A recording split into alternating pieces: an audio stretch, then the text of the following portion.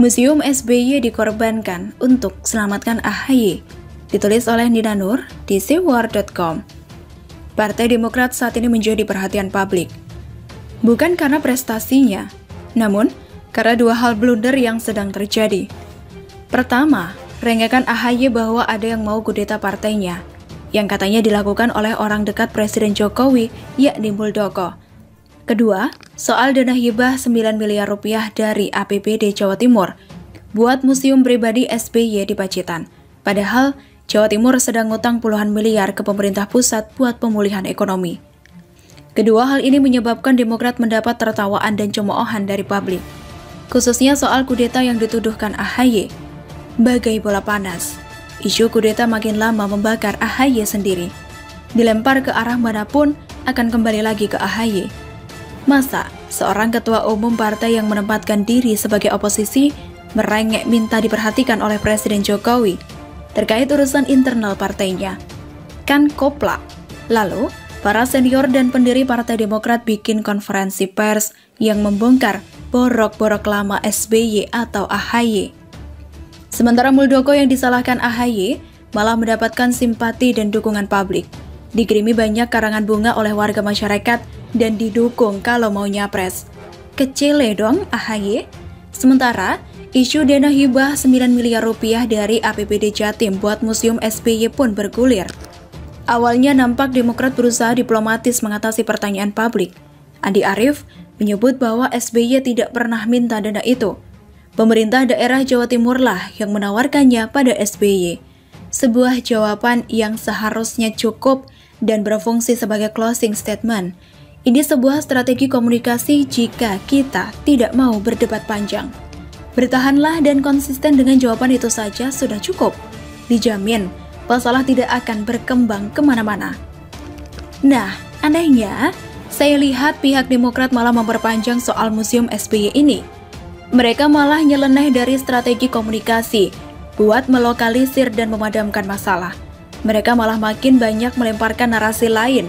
Kelihatannya buat ngeles sih. Pertama, mereka membandingkan pembangunan Museum SBY dengan GRHA Megawati di Klaten, Jawa Tengah. Seolah GRHA Megawati itu milik Ibu Mega. Hehehe. Padahal GRHA Megawati adalah gedung serbaguna milik pemerintah Kabupaten Klaten yang akan dimanfaatkan buat kepentingan umum. Masa para kader Demokrat tidak paham soal ini? Kedua, saya menemukan lagi upaya buzzer AHY di Twitter untuk berkilah. Sebuah akun bernama @mediaAHY mencuitkan peraturan pemerintah nomor 66 tahun 2015 yang disahkan oleh Presiden Jokowi.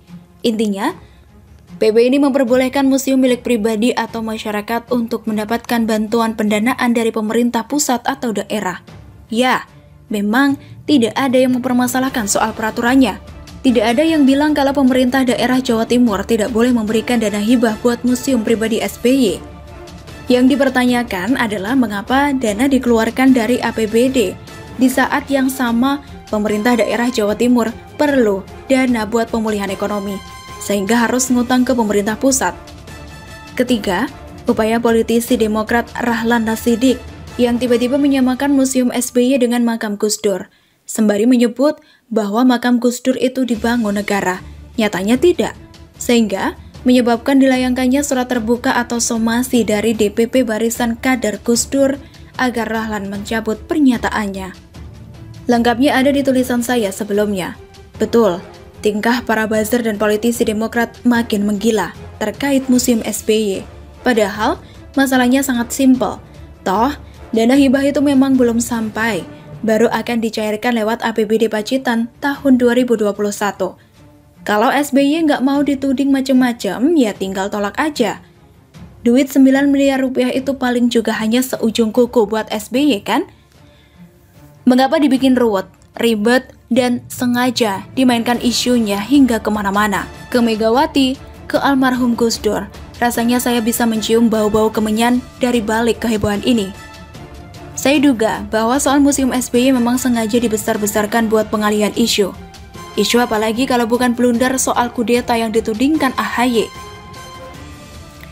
AHY sendiri tiba-tiba bikin klarifikasi bahwa Presiden Jokowi tidak tahu menau tentang keterlibatan bawahannya Muldoko dalam soal kudeta Partai Demokrat.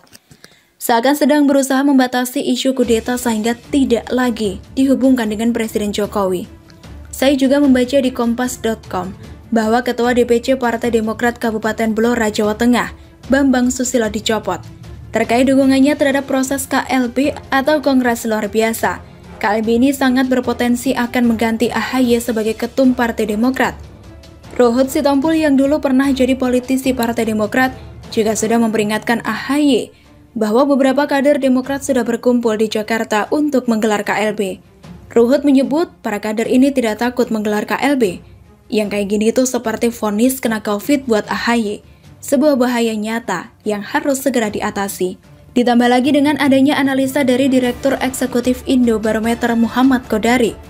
Kodari meragukan AHY terpilih secara aklamasi dalam Kongres Partai Demokrat bulan Maret 2020 silam. Karena belum sampai setahun menjabat, sudah muncul gerakan yang hendak melengsarkan AHY. Artinya, aklamasi Partai Demokrat pada tahun lalu itu, Maret 2020 itu sebetulnya bukan aklamasi yang sejati, ucap Kodari. Jadi, kalau belum setahun sudah ada gerakan politik, itu menandakan bahwa kekuasaan di Demokrat saat ini tidak bulat, tutur Kodari. AHY sudah berada di ujung tanduk, hanya SBY yang bisa menyelamatkannya. Saya kira, di satu sisi para loyalis AHY berusaha menghebohkan publik dengan urusan museum AHY. Sedangkan di sisi lain, SBY yang bergerak menghimpun kekuatan di internal partai buat menjaga kedudukan AHY. Kita lihat perkembangannya. Apakah SBY masih sekuat dulu? Selalu dari kura-kura. Ngegas tanpa rem soal GRHA Megawati. Salah kaprah, nabrak tembok. Ditulis oleh Sardi di sewar.com. Ada beberapa orang yang salah kaprah. Awalnya dari sini, pembangunan museum dan galeri SBY disorot masif. Disorot karena ada dana APBD sebesar 9 miliar rupiah yang mengalir ke sana. Demokrat pun melakukan pembelaan dengan mengatakan bahwa SBY tidak pernah meminta dana hibah tersebut. Don, satu pertanyaan, kenapa tidak menolak? Ya, ini wajar sih, kalau dikasih saya pun tidak akan menolak. Hihihi. Terus katanya, dana hibah tersebut belum diterima oleh SBY sampai saat ini. Andi Arief mengatakan ini adalah fitnah keji dari para buzzer untuk menyudutkan SBY. Para buzzer sudah fitnah keji soal pembangunan museum SBY Ani di Pacitan, Jawa Timur. Pak SBY ditawarkan bantuan hibah 9 miliar rupiah oleh Pemda Jatim untuk pembangunan. Pak SBY tidak pernah minta, bantuannya pun belum diterima. Niat baik Pemda Jawa Timur murni, katanya lewat akun Twitter. Tidak lama kemudian muncullah isu tandingan. Entah siapa yang memulainya, GRHA Megawati di Klaten.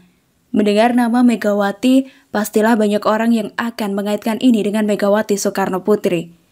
Ini adalah gorengan yang sangat lezat.